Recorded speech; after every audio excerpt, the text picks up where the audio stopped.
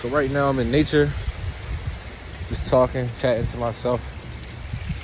And I was thinking about why I had to isolate myself from my friend group and pretty much the world. Because I didn't want to be that person that I used to be. Like, I used to drink a lot. I used to smoke a lot. I used to lust a lot. And I had to realize that all of those things wasn't doing nothing for me but holding me back from where I wanted to go in life. Because I always knew that I wanted to be something big. I always knew I had a message to express to the world. And, you know, I can't do that if I'm still falling for old habits or I'm stuck in my ways. So I thought I'd make this video to, shed some light on what it's like to actually bring yourself out of a dark place. Because I used to be in the streets, and I used to smoke a lot of weed, and I used to hustle too, and then one day my crib got raided by the feds. I had sold to an undercover cop multiple times, so they already had tabs and information on me, all types of evidence. And I had sold to him, and they had raided my house. Luckily I wasn't home at the time, but they raided my house and they got everything. They got all my money, everything that was illegal in there. And I was on the run for like 2 weeks. I had to scrape up a lawyer. I had to find places to sleep. I even thought about running away, but at that time I was still drinking and smoking, so my mind was very clouded. I didn't have any clarity at all, and it caused me to make some irrational decisions.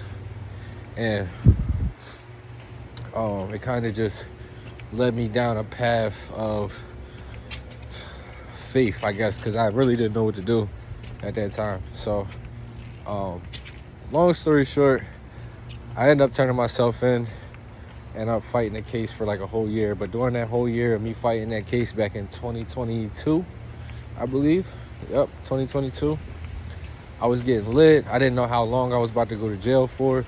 It was like just you only live once type of year for me, because I was so depressed. I was falling into darkness because I didn't know what was ahead of me. I didn't know how long I was going to be able to stay out and enjoy my time with my family, and I had put myself on to a lot of responsibility during them years of me hustling.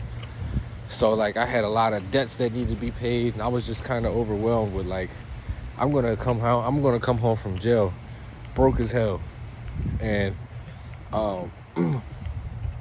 it was like a blessing and a curse in disguise, because after that I kind of wanted to get on my shit, like, because for the longest time I was in a phase of just turning up, getting lit all the time, and just partying and just hanging around females. I had a girlfriend, I was cheating on her with other females. It was just like, I was a street dude, bro. I was just a street dude, just doing all types of stuff that street dudes do, bro. We party, we smoke, we drink, we fight, we do illegal shit, we cheat on our girls. We don't do honorable shit, That's what street niggas don't do. They don't do honorable stuff.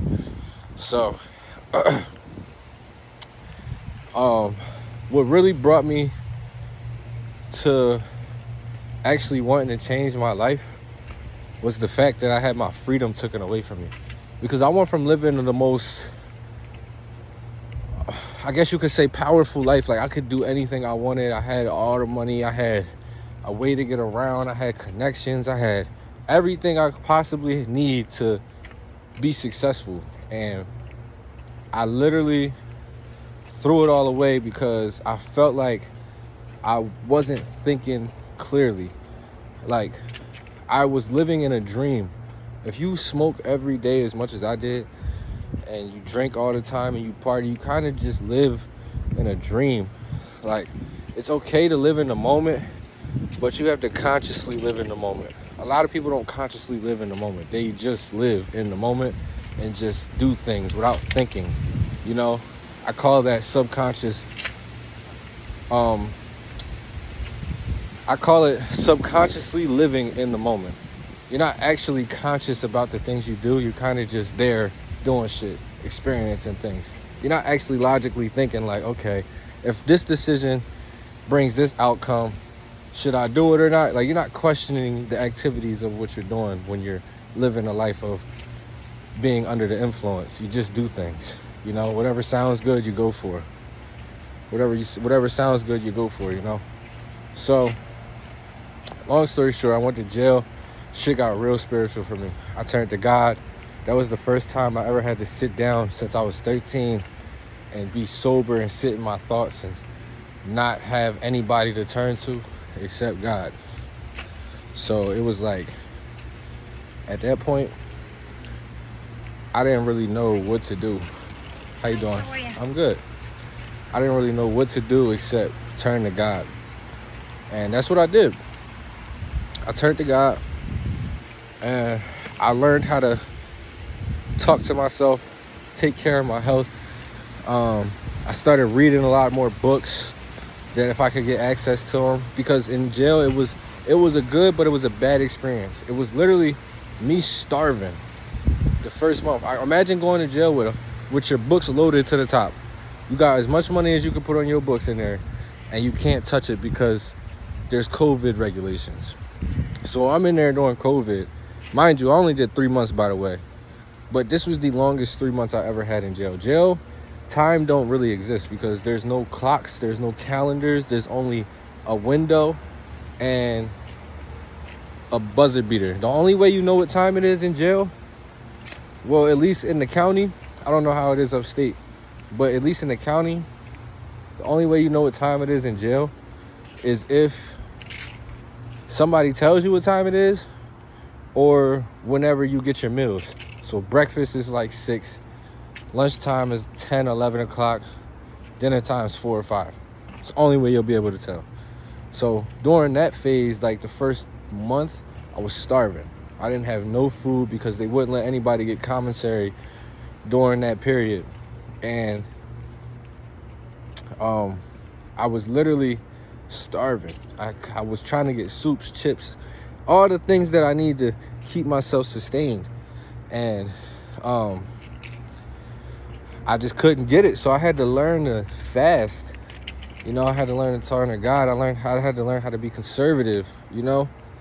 And that shit really changed my perspective on a level of just appreciating the things that I have, you know? Because I didn't have it. I had it, but I couldn't use it. So it was like, damn, what can I really do? So boom. I kind of getting off track, but you know what? This is my first YouTube video. I'm just ranting right now. I didn't write anything to talk about. I'm just talking. But, you know, hopefully this can change somebody's perspective. When you are going through dark times, you tend to realize that you don't really have anybody but yourself. And you have to learn to switch your perspective in order to change your reality. Like, you could take 2 situations in a car accident. You can look at it as, damn, I don't have no way to get around. I don't have no way to get a car. I don't have no money. I'm just going to be fucked up forever. Or you could look at it like, okay, now this is an opportunity to plan for my next move to get a car. You know what I'm saying? You can look at it 2 different ways. You can either take it in a negative way, as in you lose all hope. You don't have no type of hope to get a new car. Or you can look at it as, okay, now I got to work harder. Now I got to lock in. Now I got to sacrifice. Now I got to do this, this, and this to get to this part of my life where I can get back on the road, you know? So it's like, all right, cool. And I just feel like, honestly, all it really takes to get out of dark places is God, isolation, and if you can find people that can support you, find people who've been through it just like you, and they can give you the answers to getting out of a dark place. So, you know, I feel like those are the three things that I believe can help you get out of a dark place. But also, there's other things too, like stay away from people who don't have your best interests, and also stay away from drugs and alcohol. I'm telling you, being sober is the best thing you can do, only because you get to really understand who you are as a person without your mind being impaired. A lot of people live in their day-to-day life not even knowing who they really are. People claim that they need to smoke weed every day to be more calm, relaxed, and not spaz out, but that's the problem. You don't need it. This is just something your body adapted to. I believe that if you can see what your self is like without a substance and actually live without that substance for a long period of time, you'll be able to find out who you really are. A lot of people don't know who they really are without the substance. You weren't born high. You weren't born drunk. You weren't born a fucking fiend. You were born a regular human sober being. You were born pure. That's why you were here. But you corrupted yourself. You need to get back into that old version of yourself and bring that person out again into a newer version of yourself. You need to dig into old roots to blossom new fruit. You know what I'm saying?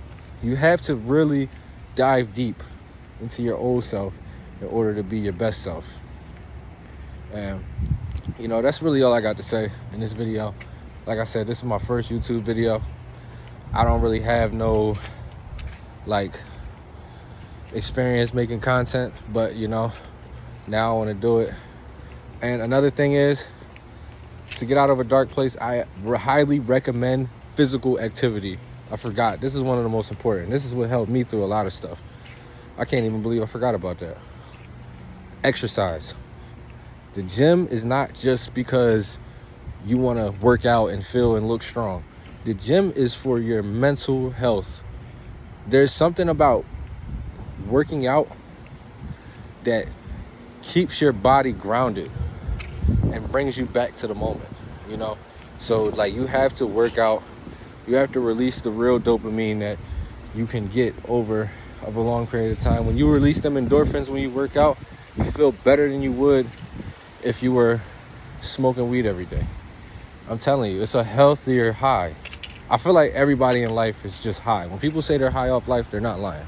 That's a literal thing.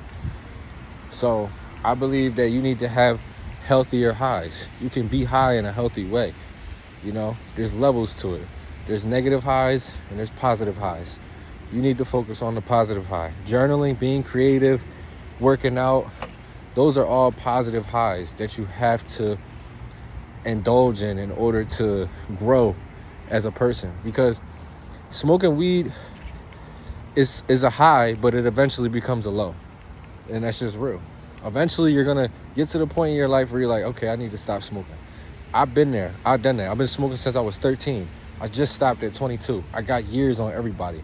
And I had unlimited amounts. I was smoking so much to the point where it was like, I don't ever have to stop smoking again. But God put me in a situation where he needed me to change my life in order for me to benefit off of the I'm sorry, I'm still trying to get my words together. God put me in a situation in order to benefit later on in life. He put me on this journey of self-development to either teach people or to teach myself how to become stronger, more creative, healthier, more connected with him.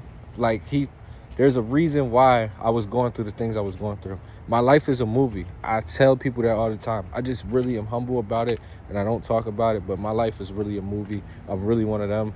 I try not to brag about it, but, sometimes you gotta really dive deep into your mind and really be able to express yourself. But on that note, this is my first YouTube video. If it's probably ass, it's probably not. But if I was able to share a story that somebody can relate to and that can help you, you know, like, comment, share. I make music too. I'll be dropping that shit soon too. They call your boy Reezy Stacks, aka Mr. Relatable. You know, I got a lot of names. Holla at your boy. Peace out.